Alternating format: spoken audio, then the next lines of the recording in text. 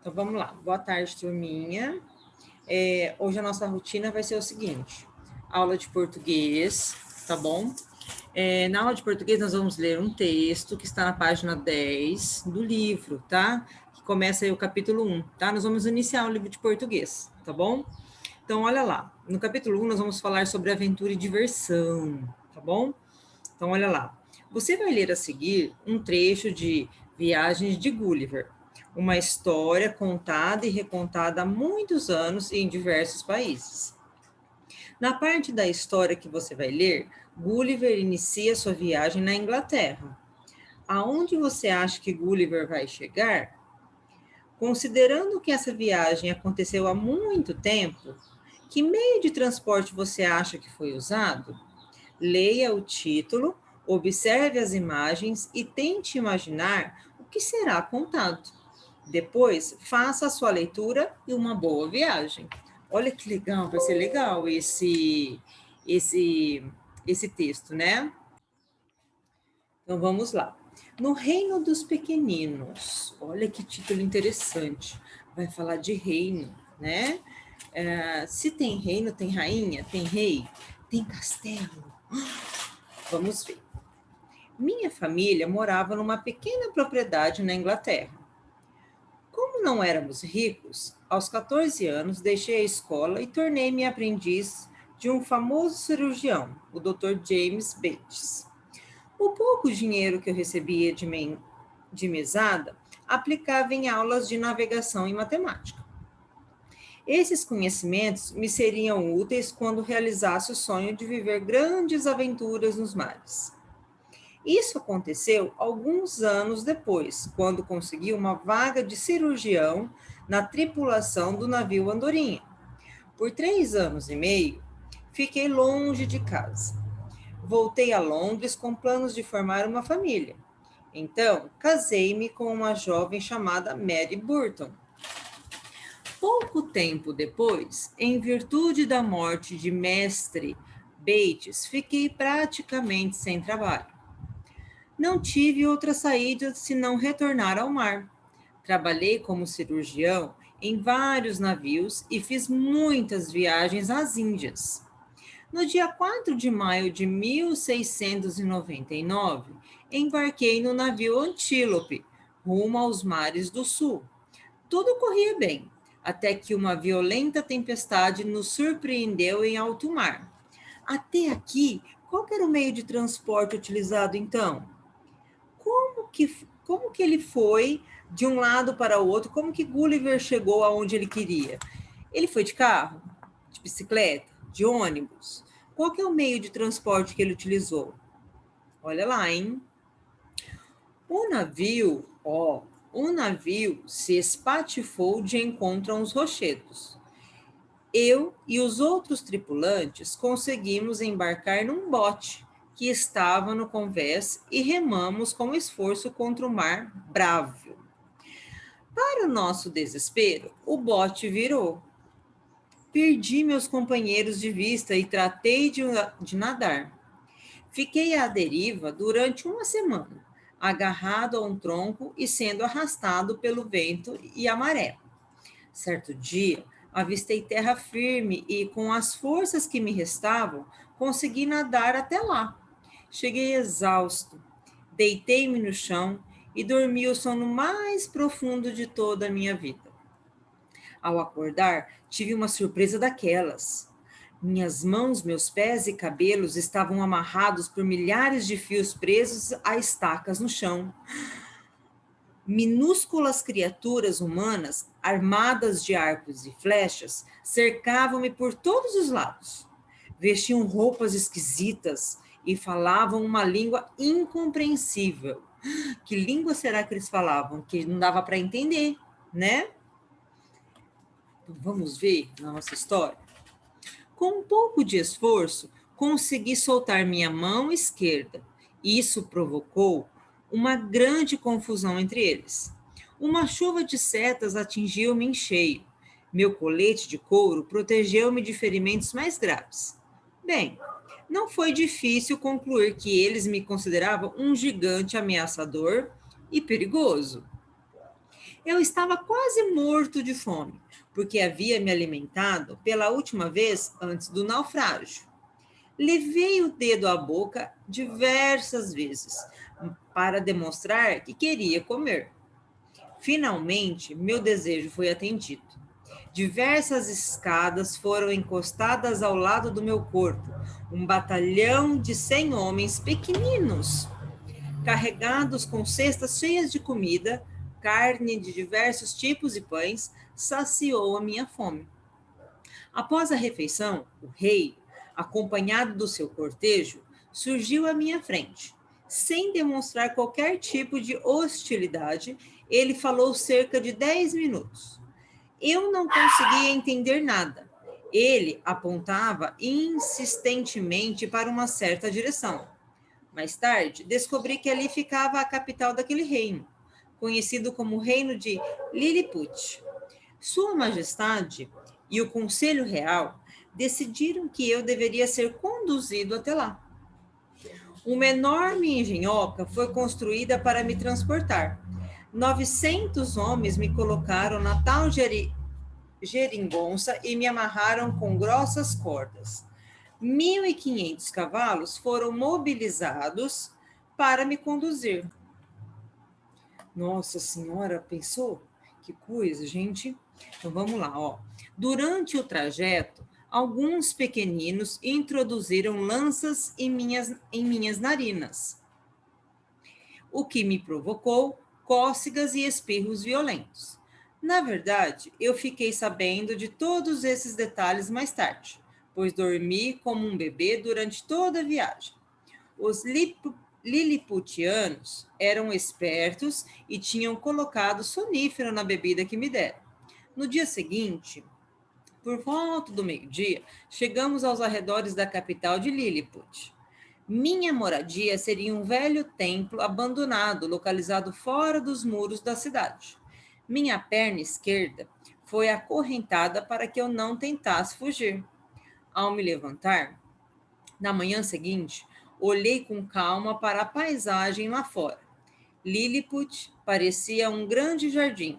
Campos, bosques e canteiros de flores se estendiam a perder de vista. Então, olha lá, vocês gostaram desse trecho aí das viagens de Gulliver? Gulliver era um menino, normalmente como a gente, né? Uma pessoa comum, que foi parar num reino de pequenos homenzinhos, né?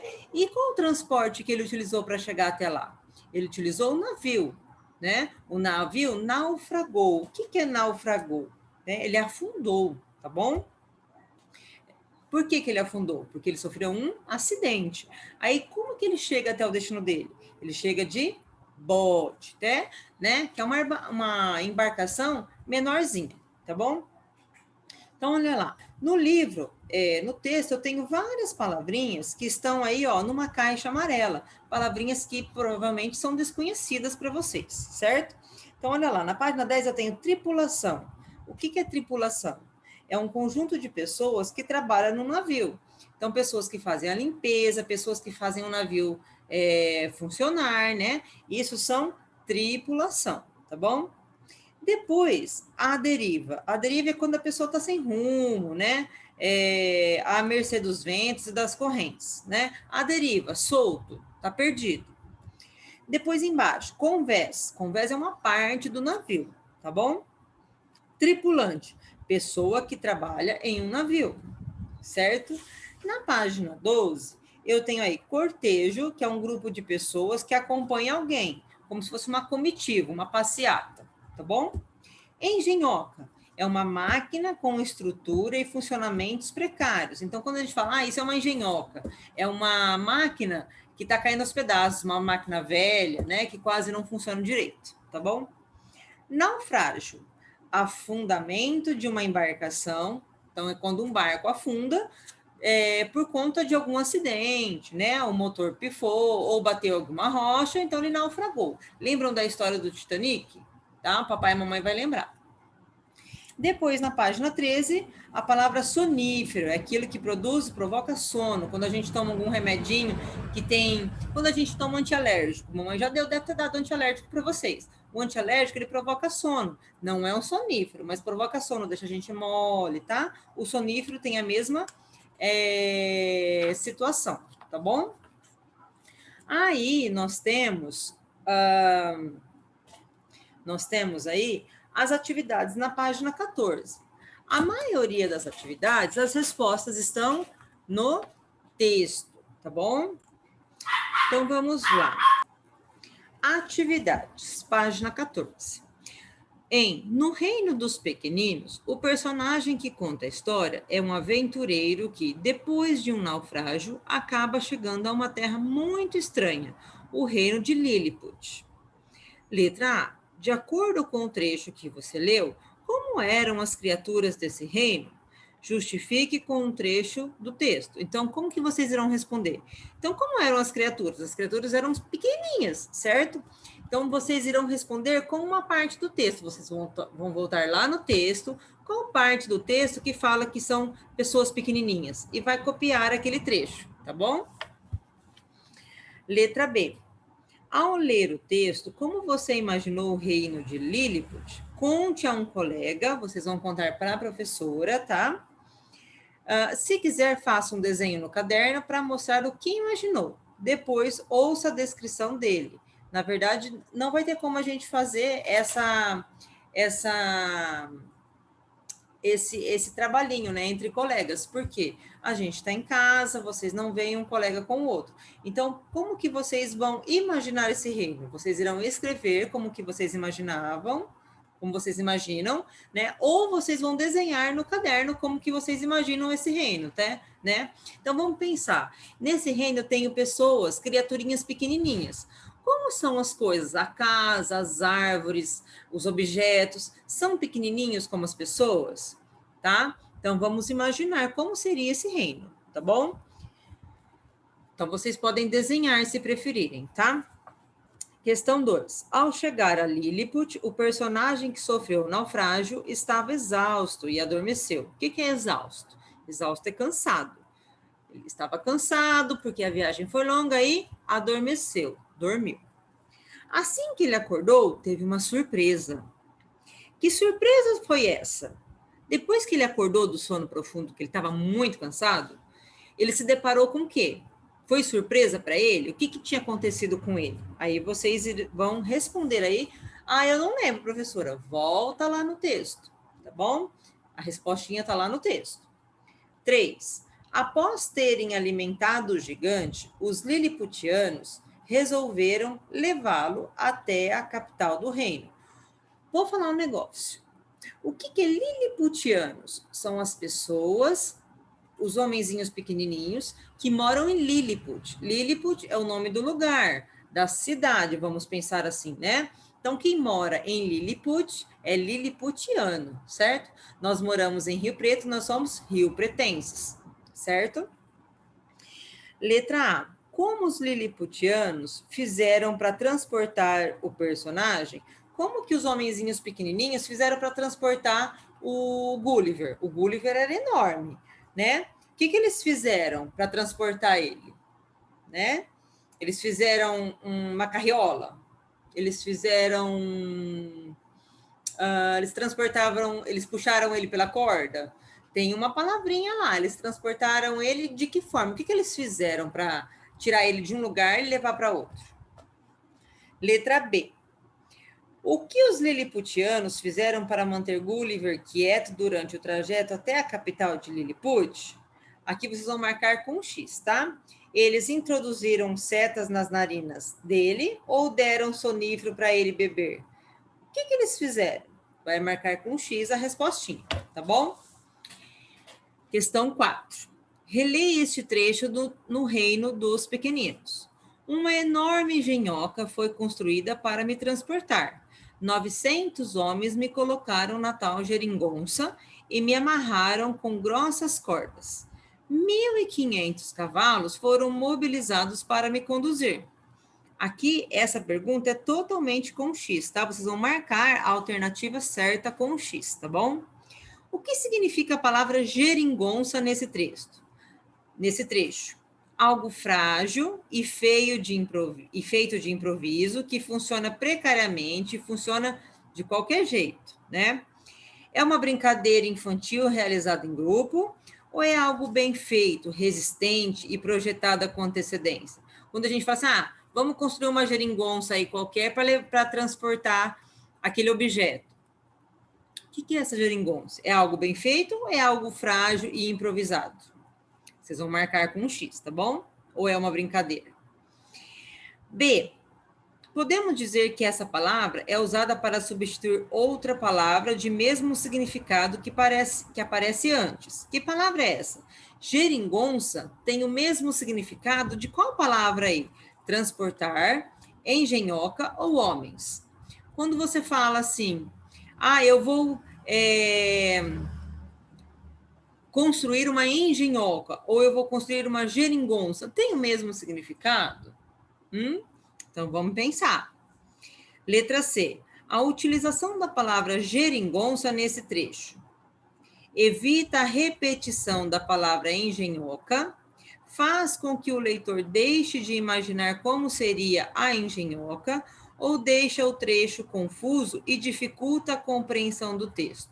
Então, olha lá, quando a gente usa palavras que têm significados parecidos, as palavras são diferentes, mas o significado que elas querem dizer são diferentes, a gente usa por quê? Para não ter repetição das palavras no texto, né?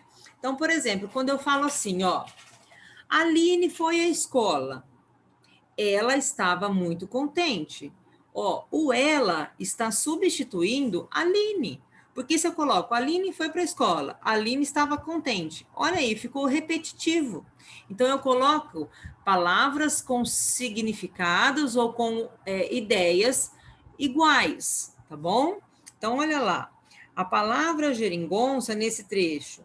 Qual que é o objetivo dela, da palavra geringonça, nesse trecho aqui? Ela está evitando a repetição da palavra engenhoca? Ou ela deixa o leitor imaginar como seria a engenhoca? Ou ela deixa o trecho confuso e dificulta a ideia do texto? Então, vamos pensar o que a gente vai marcar aí, tá bom? A letra D é uma resposta pessoal, tá bom? Na primeira leitura que fez, você entendeu o sentido da palavra geringonça com base no texto? Você sabia mais ou menos o que era uma geringonça? Então, vocês vão responder sim ou não. Se quiser responder o porquê, vocês respondem, tá bom? Questão 5. Agora releia este outro trecho, prestando atenção na palavra destacada. Certo dia, avistei terra firme e, com as forças que me restavam, consegui nadar até lá. Letra A. A palavra destacada refere-se a que expressão usada antes nesse mesmo trecho? Então, olha lá, Certo dia, avistei terra firme e, com as forças que me restavam, consegui nadar até lá. Lá onde? O lá está se referindo a algum lugar. Que lugar é esse? Nesse trecho aí, está falando de algum lugar. Esse lá refere-se a algum lugar, tá? Então, vocês vão responder aí nesta linha, tá bom? Letra B. Podemos dizer que o uso dessa expressão, dessa frasezinha lá, dessa expressão, tá?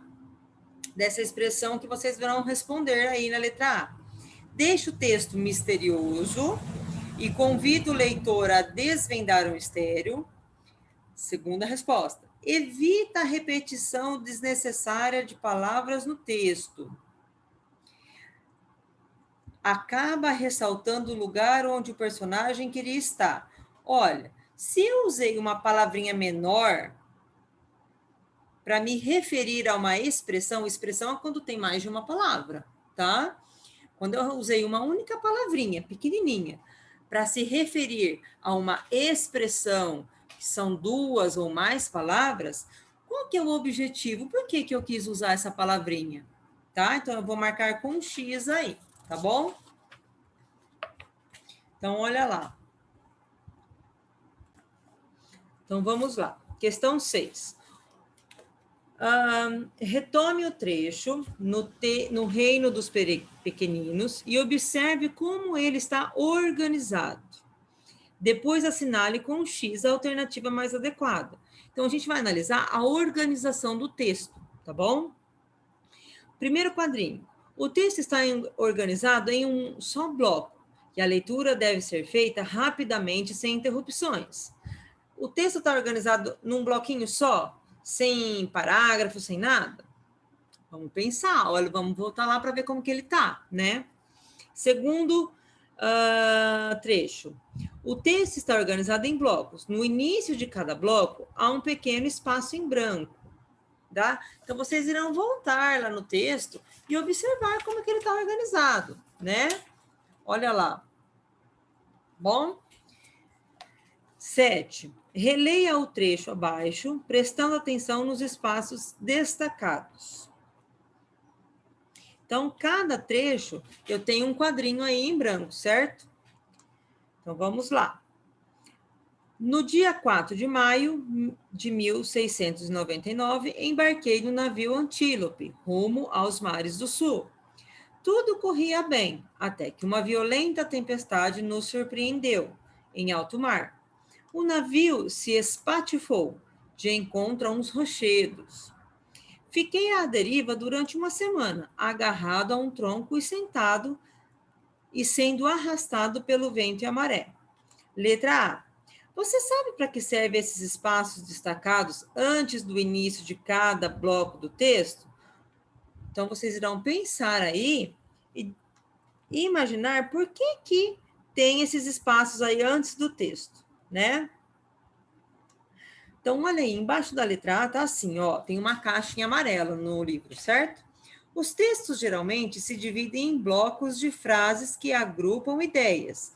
Esses blocos são chamados de parágrafos. Então, quando a gente tem um espaço entre um bloquinho e outro, tá? E quando a gente tem espaço aí, ó, do ladinho do caderno para começar a frase, nós temos um parágrafo, né? Cada parágrafo tem início com um pequeno espaço em branco. Então, quando a gente tem um espacinho aí de mais ou menos 2 dedinhos para começar a escrever, isso se chama parágrafo, certo? Letra B. Em quantos parágrafos está organizado o trecho da história de aventuras que você leu? Então, você vai voltar lá no texto, tá? Lá no texto. Então, quando a gente tem, tá? Ó, aqui eu vou começar a leitura. Começa o texto. Olha o espacinho que tem, ó. Tem texto escrito aqui, só que tem texto com espacinho em branco. Eu vou contar quantos espacinhos eu tenho aqui, tá bom? Para eu saber quantos parágrafos eu tenho, tá? Então, por exemplo, minha família morava numa pequena propriedade da Inglaterra. Um parágrafo. Como não éramos ricos, aí vai ler, tem 1, 2, 3, 4 linhas. É um parágrafo grandão. Então, aí é o segundo parágrafo, tá? E vai contando. No total de parágrafos, tem mais de 10, tá bom? Tem mais de 10 parágrafos. Vocês irão contar quantos parágrafos tem no texto, tá bom? Questão 8. No Reino dos Pequeninos é uma história de aventura. Nessas histórias, aparece sempre um personagem que se torna herói ao deixar a rotina do dia a dia para enfrentar desafios e aventurar-se em situações imprevisíveis, que fogem ao comum. Letra A. Considerando o trecho que você leu, quem é o herói dessa história de aventura? Quem é o herói? O herói é aquele bravo, né? Que consegue tudo, né? Quem que consegue as coisas? Quem que é o herói da história? Aqui. Quem que é o personagem principal? Tá? Letra B. Por que é possível dizer que ele é um herói? Por que ele é um herói? Porque deixou a família em Londres para retornar ao mar, enfrentando perigos e vivendo situações inesperadas e desafiadoras. Olha lá.